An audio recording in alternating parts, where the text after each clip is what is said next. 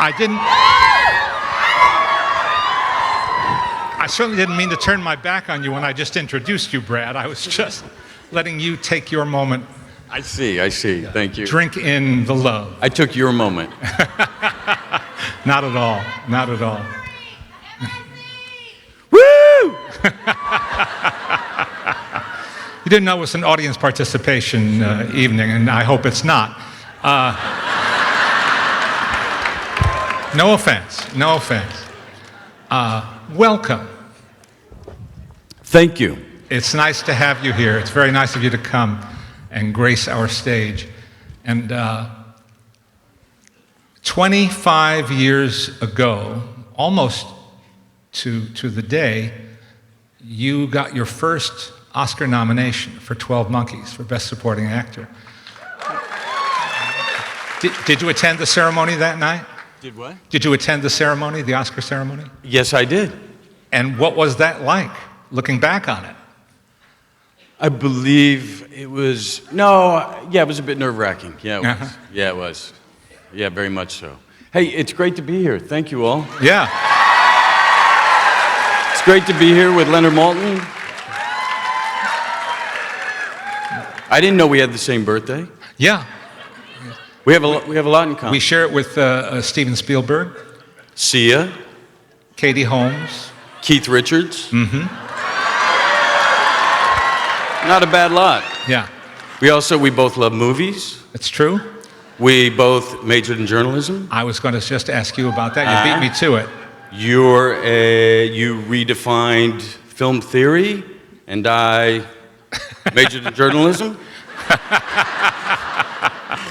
Now, so what led you to the path of journalism in college? That's the University of Missouri. One, it was one of the best J schools in the country. Mm-hmm. And it has that reputation. And I had loved All the President's Men. Ah. And so the idea of investigative journalism appealed to me, and then it didn't. You fell out of love with it? No, not really. I started finding myself being drawn more to design and maybe magazine layout or something. Mm-hmm. But I'd always had a love for film, and it just wasn't an option in southern Missouri or Missouri at Mizzou. Mm-hmm. Were you a film buff growing up? Big time. I mean, whatever made it to our neck of the woods, but yes. Mm-hmm. Films that today, the kind of films that you're helping to support, like The Last Black Man in San Francisco and Moonlight, and If Beale Street Could Talk, those are all films that your Plan B Productions had a hand in. And the biggest issue facing those films is not only finding an audience, which is always a challenge for smaller films and daring films, but also finding a theater. Mm-hmm. And so you did not have an art house, as we used to call them, near you. An art house. Oh, right. Right. Not on the map there. No, I mean these were, I have some great partners, and these were films that we had loved, and some artists that we just wanted to give that extra push. So I sit in a very fortunate seat where I'm able to do that sometimes.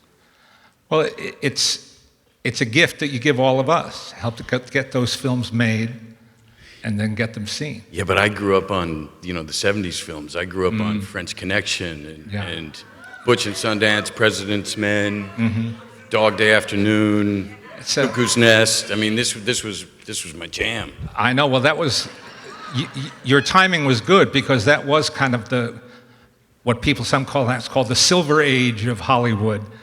The golden age being the studio years in the 30s and 40s, but then the early 70s was just a wonderful window of opportunity for a lot of talented people.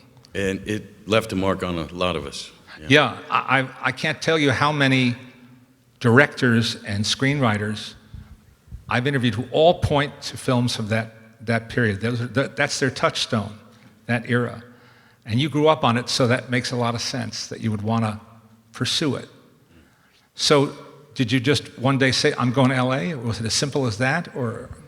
What it was about, I remember it was a week before graduation, and I realized all my friends had jobs. They had applied for jobs, which I hadn't done, and received jobs, which I had not. So then I had a friend, not even a close friend, but had she talked about going out to LA, and her dad had a place, and I don't know, it was one of those things that hit me, because I'd always kind of lamented that there wasn't an avenue for film in southern Missouri. But then it kind of, then it just occurred to me, I could go to it, and literally loaded up the car, didn't graduate, I didn't finish, all I had to do was hand in a term paper, but in my head I was done. I was going west, and within a week I was doing extra work and really, really happy. Wow.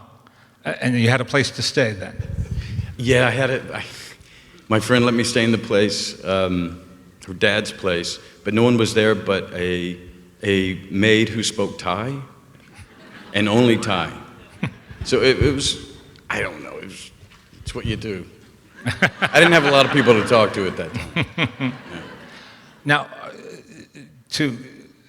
how did you get extra work? How does that begin for you? I landed, I went straight to McDonald's, I got the newspaper. I had $275 to my name, and I saw you could sign up for extra work in the paper.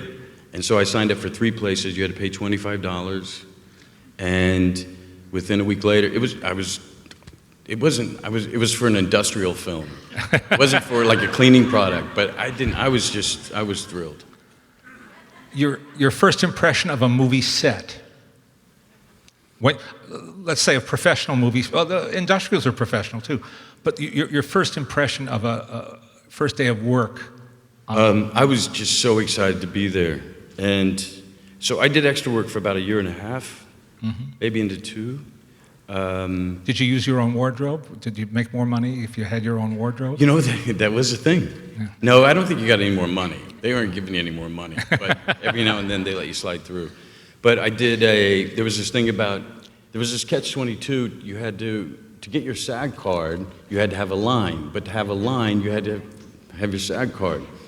And so there was a Charlie Sheen, D.B. Sweeney movie, and I was an extra, and they pulled me out it was a big dinner scene, and be the waiter, and I was supposed to pour champagne, and I thought, I'm gonna try it.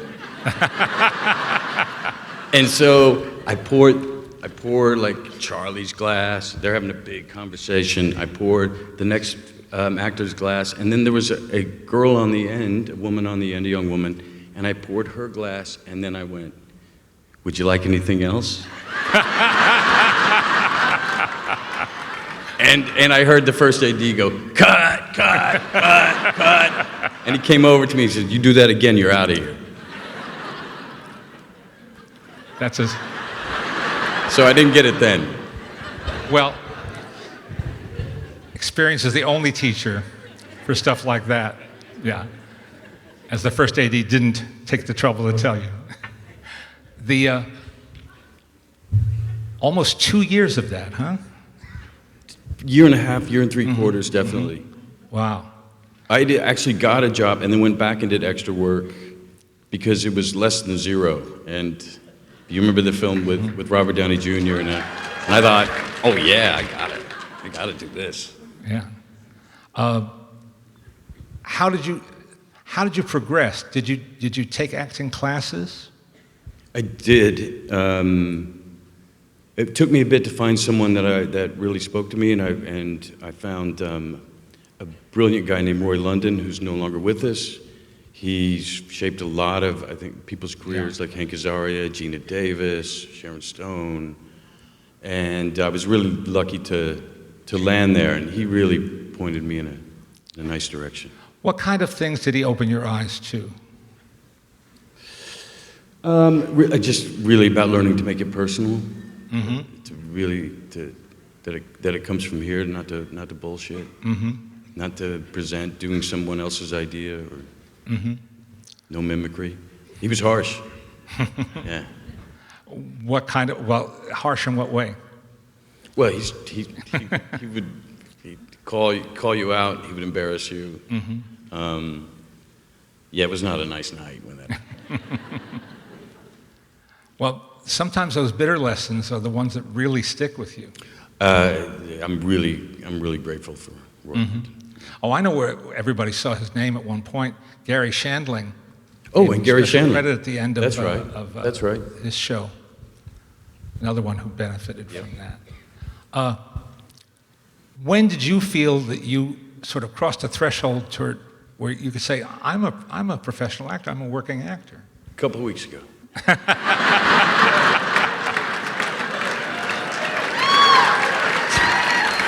I don't know.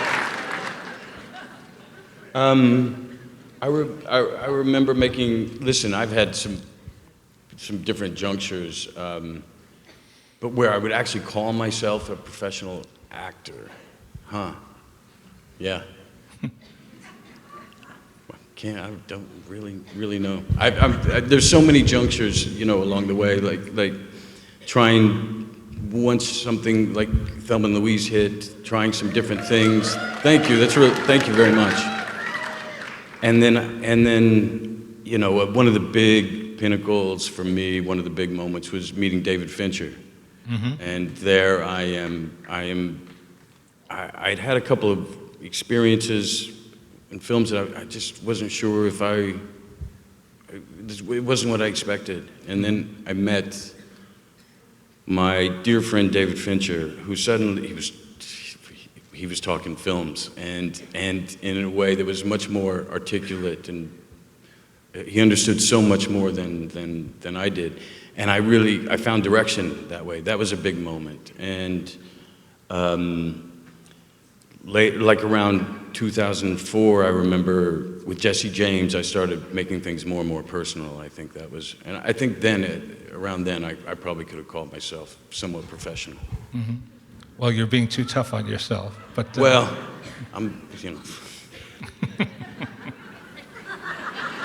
All right, I'm allowed to say it. You're being too tough on yourself. Okay, fine. I can say that.